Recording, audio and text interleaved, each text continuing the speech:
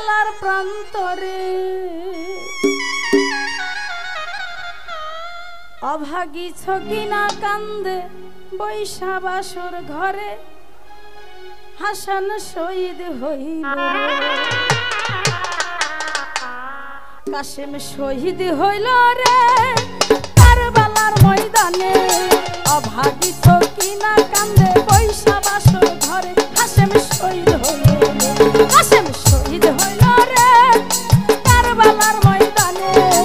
অভাগী ছকিনা কান্দে বৈশা বাসর ঘরে হাসান শহীদ হইল রে কাশেম শহীদ হইল রে কারবালার প্রান্তরে অভাগী ছকিনা কান্দে বৈশা বাসর ঘরে কাশেম শহীদ হইল রে কাশেম শহীদ হইল রে কারবালার প্রান্তরে অভাগী ছকিনা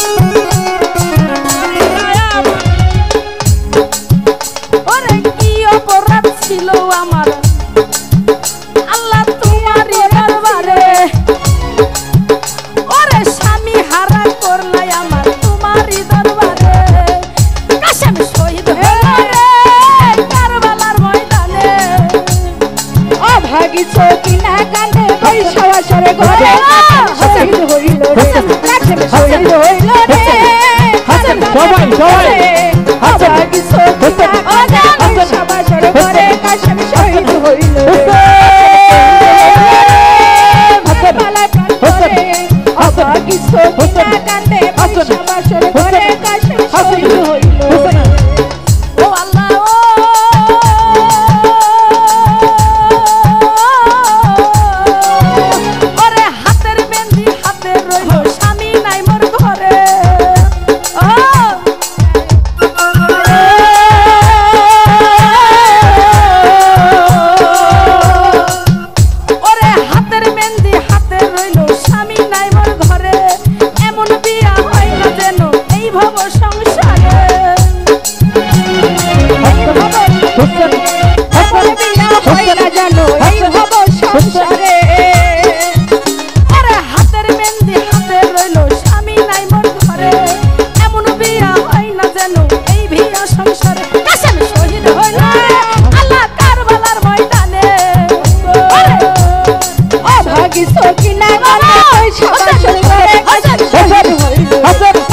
রে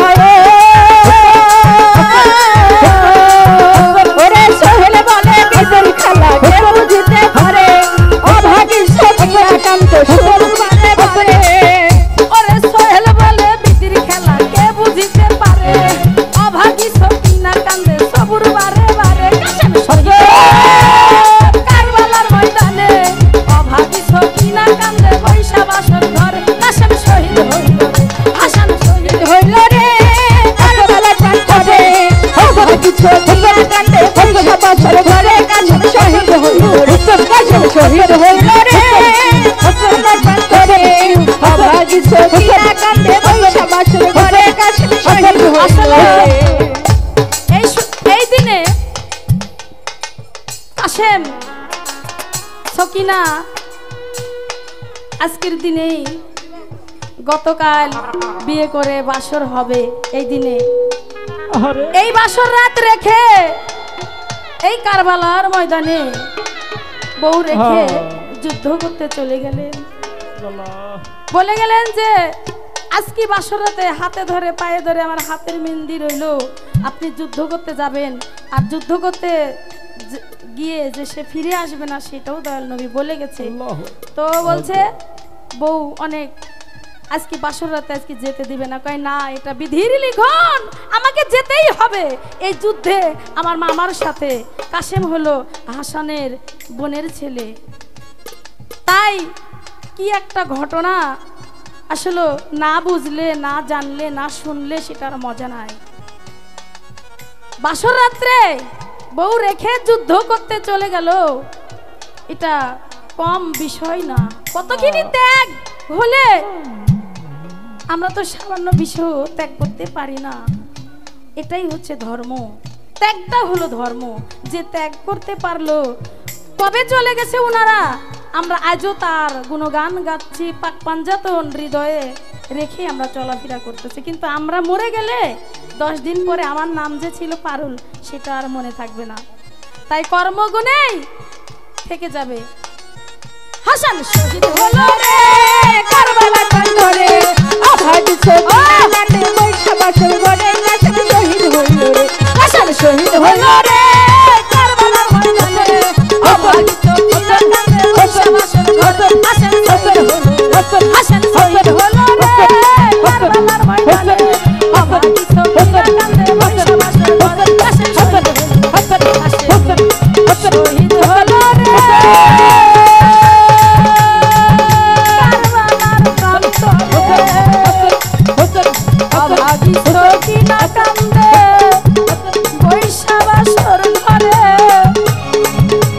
হাসান শহীদ হইল